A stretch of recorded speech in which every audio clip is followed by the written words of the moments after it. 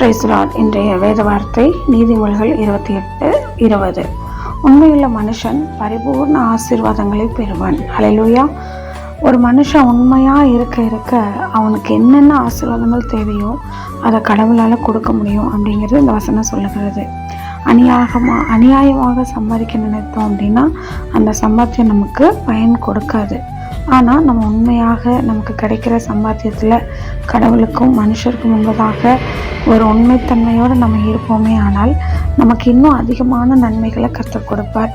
அது மாத்திரம் இல்லை, நமக்கு கிடைக்கிற வருவாயில் நாம் தசமபாகம் செலுத்தணும், ஏழைகளுக்கு உதவி செய்யணும், நம்மளால் முடிஞ்சதை மற்றவங்களுக்கு செய்யணும். இப்படியெல்லாம் நம்ம செய்யும் பொழுது கர்த்தர் அதை பார்ப்பார். அதை பார்த்து அதை ஆசீர்வதிப்பார். உன் கைகளின் பிரயாசத்தை நீ சாப்பிடுவாய் அப்படின்னு சொல்லியிருக்கிறாரு. நம்முடைய கைகளின் பிரயாசம் ஆசீர்வதிக்கப்படணும், நமக்கு நல்ல நன்மைகள் கிடைக்கணும் அப்படின்னா நம்ம முதலாவது உண்மையாக இருக்கணும்.